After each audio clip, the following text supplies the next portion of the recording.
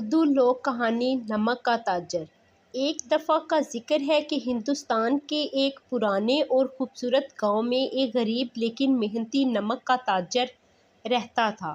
اس کا نام عبدالغنی تھا۔ عبدالغنی روزانہ صبح سویرے اٹھتا، گدھے پر نمک کی بوریاں لادتا اور قریبی شہر میں جا کر نمک فروخت کرتا۔ وہ ایمانداری اور سچائی سے کام کرتا تھا، اسی وجہ سے لوگ اس پر بھروسہ کرتے تھے۔ اس کے ساتھ پہلا واقعہ کیا ہوا؟ ایک دن جب عبدالغنی نمک کی بوریاں لاد کر بازار جا رہا تھا تو اسے رستے میں ایک ندی پار کرنی پڑی۔ ندی پار کرتے ہوئے گدھا اچانک پھسل گیا اور پانی میں گر گیا۔ بوریاں بھی پانی میں گریں اور جب وہ باہر نکلا تو نمک کا زیادہ تر حصہ پانی میں غل ہو چکا تھا۔ عبدالغنی کو شدید غصہ آیا اور اس کا شدید نقصان ہوا، لیکن اس نے گدھے کو پیار سے تھپ تھپایا اور کہا، یہ قدرت کا کھیل ہے، شکر ہے جان بچ گئی۔ عبدالغنی واپس چلا گیا اور اگلے دن دوبارہ نمک لاد کر بازار پہنچا۔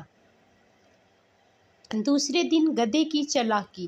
یہ واقعہ کئی دن تک ہوتا رہا۔ گدھا روز ندی پار کرتے ہوئے جان بوجھ کر پانی میں گرنے لگا، کیونکہ اس نے سمجھ لیا کہ نمک پانی میں غل ہو جاتا ہے اور بوجھ ہلکا ہو جاتا ہے۔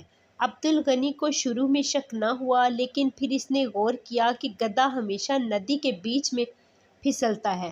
عبدالغنی سمجھ گیا کہ گدھا چالاکی سے کام لے رہا ہے۔ وہ غصہ نہیں ہوا، بلکہ ایک دن اس نے نمک کی جگہ روئی کی بوری لاد دی۔ تیسرا واقعہ کیا ہوا؟ اگلے دن جب گدھا حسب معمول ندی میں گرا تو روئی نے پانی جذب کر لیا اور پہلے سے زیادہ بھاری ہو گئی۔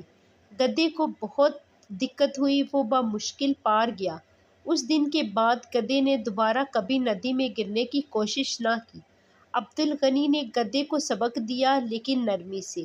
وہ ہنسا اور کہا، چالاکی سے بچنا چاہیے، کبھی کبھار چالاکی الٹی بوجھ بن جاتی ہے۔ یہ کہانی ہمیں سکھاتی ہے کہ دھوکہ دہی وقتی فائدہ دے سکتا ہے، لیکن انجام ہمیشہ برا ہی ہوتا ہے۔ ایمانداری اور محنت ہی اصل کامیابی کی کنجی ہے۔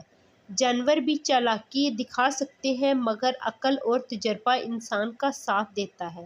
یہ تھی کہانی نمک کے تاجر کی، جو ہم نسل در نسل بچوں کو سناتے جا رہے ہیں۔